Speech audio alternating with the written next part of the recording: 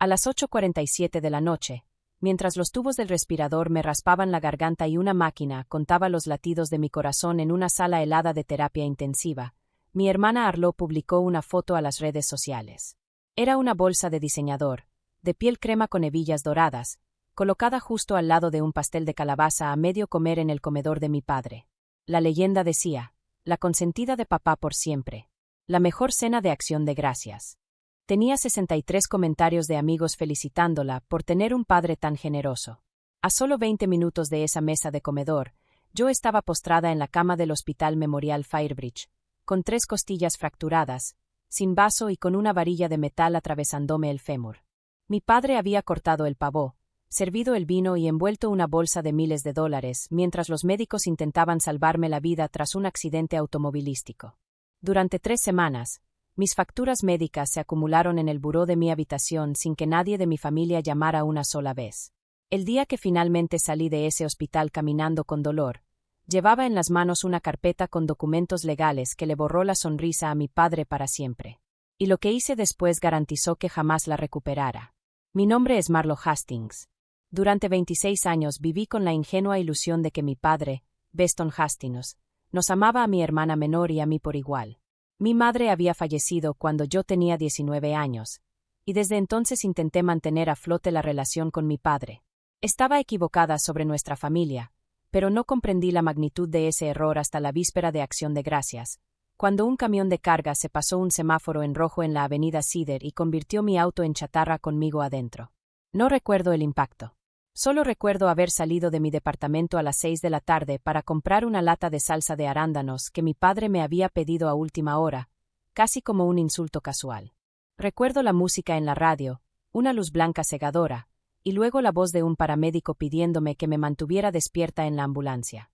Cuando desperté a la mañana siguiente tras una cirugía de emergencia, una enfermera me dijo que había tenido suerte de sobrevivir. Le pregunté con la voz débil si habían llamado a mi familia. Me confirmó que sí.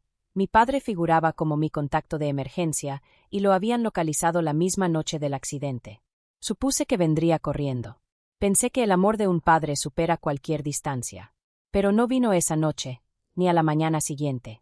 Pasé el día de Acción de Gracias completamente sola. Una anciana que se recuperaba de una cirugía 2 puertas más allá escuchó que la paciente de la habitación 412 no tenía visitas, y le pidió a su hija que me llevara un plato de cartón con un poco de comida de la cafetería. Lloré en silencio sobre ese plato, no por la comida, sino porque la compasión de una desconocida había sido infinitamente mayor que la de mi propio padre. Mientras miraba la publicación de la bolsa cara de mi hermana en mi teléfono con la única mano que podía mover, entendí la realidad. Mi padre no era un monstruo de caricatura. Era algo peor. Un hombre que amaba a una de sus hijas con su tiempo, su dinero y su orgullo, y a la otra solo por pura obligación. Arlo siempre fue la hija que lo hacía reír, la que le decía papi a sus 20 y tantos años y llenaba álbumes con viajes pagados por él. Yo siempre fui la hija responsable, la que llamaba para recordar sus medicinas para la presión arterial y recibía a cambio un distraído gracias, mija. Recordé cuando tenía 11 años, y me fracturé la muñeca en la escuela. Mi padre no fue a buscarme porque estaba en una reunión de trabajo importante y me envió con un vecino. Esa misma semana, a Arlo se le cayó un diente de leche y él salió temprano de la oficina para llevarla por un helado y festejar que ya era una niña grande. Cuando me gradué de enfermera, me mandó un mensaje de texto helado, orgulloso de ti. Sin embargo, cuando Arlo consiguió un trabajo en una agencia de mercadotecnia, un puesto que él mismo le consiguió con un amigo de la universidad, organizó una cena de lujo para 12 personas y le sirvió de aval para sacar un auto del año. La primera persona que llegó al hospital no llevaba mi sangre. Su nombre era Sawyer Kingsley, mi mejor amiga desde el primer año de la escuela de enfermería. Sawyer había dejado la enfermería hacía 2 años para trabajar como asistente legal en un despacho de abogados, buscando un trabajo menos desgastante. El viernes posterior a Acción de Gracias, al enterarse por un conocido, entró a mi habitación con una maleta con ropa limpia, un cargador de teléfono y una expresión de indignación pura. ¿Dónde está tu familia?, preguntó. Ocupados, respondí, intentando proteger los restos de mi orgullo. Sawyer no discutió. Se sentó en la silla de plástico, sacó su computadora portátil y tomó el control. Durante las siguientes 3 semanas, mientras yo reaprendía a caminar con una varilla en la pierna gracias a sesiones dolorosas de terapia física. Xavier estuvo a mi lado cada día. Traía comida casera, peleaba con la administración del hospital cuando cometían errores en la facturación y gestionaba los trámites del seguro. Las facturas médicas ya superaban los 40,000 pesos dólares. Mi padre llamó únicamente 2 veces en casi un mes. Las llamadas duraron menos de 4 minutos, y en ambas se dedicó a presumir la promoción de Arlo en su trabajo.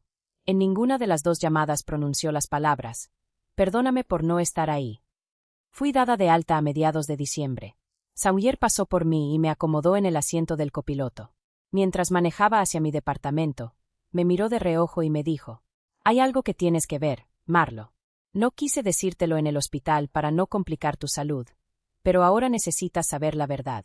El viernes posterior a Acción de Gracias, al enterarse por un conocido, entró a mi habitación con una maleta con ropa limpia, un cargador de teléfono y una expresión de indignación pura. «¿Dónde está tu familia?», preguntó. «Ocupados», respondí, intentando proteger los restos de mi orgullo. Xavier no discutió. Se sentó en la silla de plástico, sacó su computadora portátil y tomó el control. Durante las siguientes 3 semanas, mientras yo reaprendía a caminar con una varilla en la pierna gracias a sesiones dolorosas de terapia física, Xavier estuvo a mi lado cada día. Traía comida casera, peleaba con la administración del hospital cuando cometían errores en la facturación y gestionaba los trámites del seguro. Las facturas médicas ya superaban los 40,000 pesos dólares. Mi padre llamó únicamente 2 veces en casi un mes. Las llamadas duraron menos de 4 minutos, y en ambas se dedicó a presumir la promoción de Arlo en su trabajo. En ninguna de las 2 llamadas pronunció las palabras: «Perdóname por no estar ahí». Fui dada de alta a mediados de diciembre. Xavier pasó por mí y me acomodó en el asiento del copiloto. Mientras manejaba hacia mi departamento, me miró de reojo y me dijo: «Hay algo que tienes que ver, Marlo. No quise decírtelo en el hospital para no complicar tu salud, pero ahora necesitas saber la verdad». El despacho de abogados donde trabajaba Xavier había estado haciendo una investigación de títulos de propiedad esa misma semana. Por coincidencia, al revisar unos expedientes relacionados con el apellido de mi madre difunta, Xavier encontró un fideicomiso no resuelto a nombre de mi abuela materna, Cordelia Besford, quien había fallecido 2 años atrás.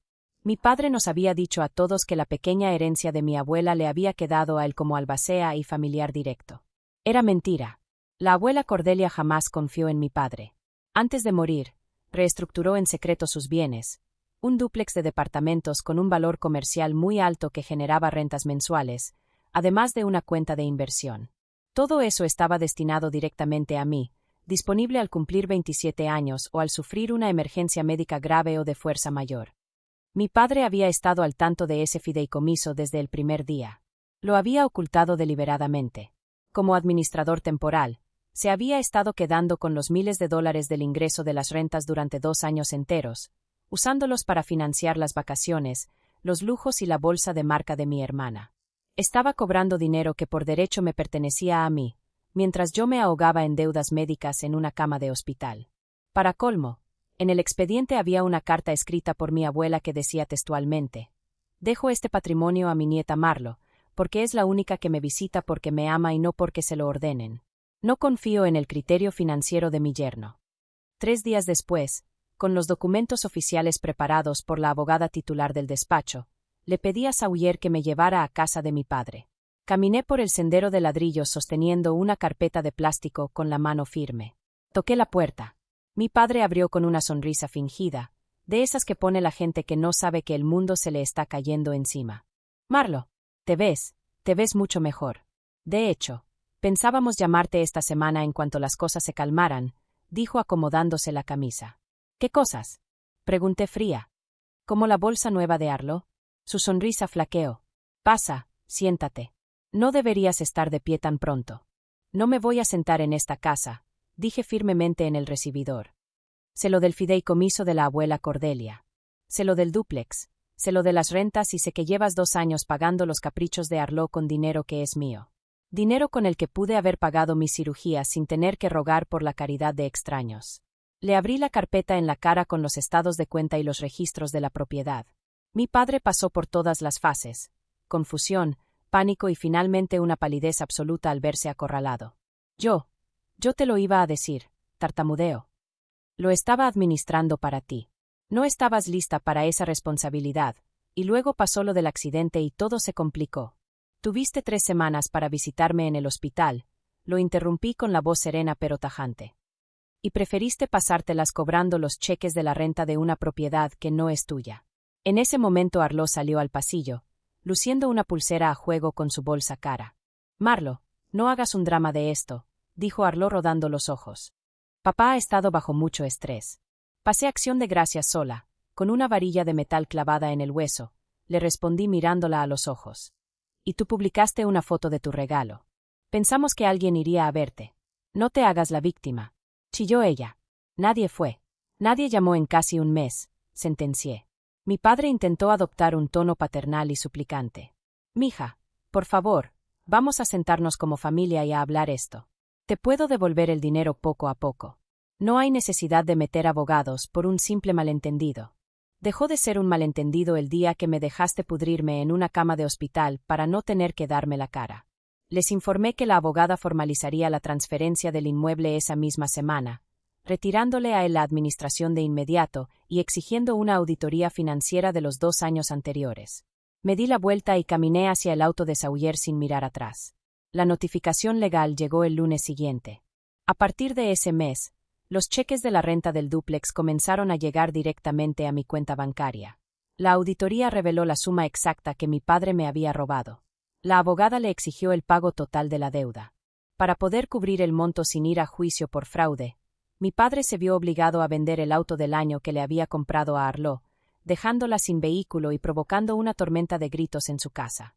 Con los ingresos del dúplex y el plan de pagos que me consiguió Sawyer, saldé mi deuda médica por completo en menos de un año. Tiempo después, me mudé a uno de los departamentos del dúplex y le renté el otro a una pareja joven muy amable. Mi padre intentó buscarme 2 veces mediante mensajes de texto descarados.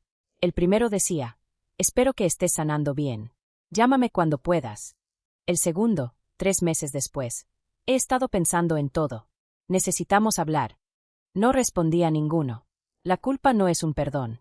Arlo me buscó en primavera para reclamarme que por mi culpa la situación económica en casa de mi padre era un desastre, pidiéndome que suavizara las cosas porque mi padre estaba deprimido. Le dije amablemente que deseaba que ambos resolvieran sus vidas, pero que yo no iba a regresar jamás. 1 año después del accidente, mi vida no se parecía en nada a la de antes. Me cambié a una clínica de enfermería más pequeña cerca de mi nuevo hogar, con mejores horarios y un ambiente saludable. Reaprendí a caminar sin cojear. En mi primer día de acción de gracias tras el incidente, lo pasé en la cocina de mi departamento junto a Sawyer. Intentamos cocinar un pavo pequeño, pero se nos quemó por completo porque se nos olvidó poner el temporizador. Terminamos riéndonos a carcajadas en el suelo de la cocina y pidiendo una pizza de pepperoni a domicilio. Se convirtió en nuestra tradición anual. A veces pienso en la muchacha que era antes del accidente. Esa chica que esperó durante 26 años un poco de amor de un padre que solo la veía como un trámite. Entendí que la sangre no paga las cuentas del hospital. La sangre no se queda a tu lado a las 3 de la mañana en una sala de espera, ni pelea por tus derechos cuando estás indefensa. Eso lo hace la gente que te ama de verdad. Si las personas que se supone que deben quererte eligen a todos los demás antes que a ti, ¿en qué momento alejarte deja de ser un acto de despecho y se convierte en la decisión más sana de tu vida?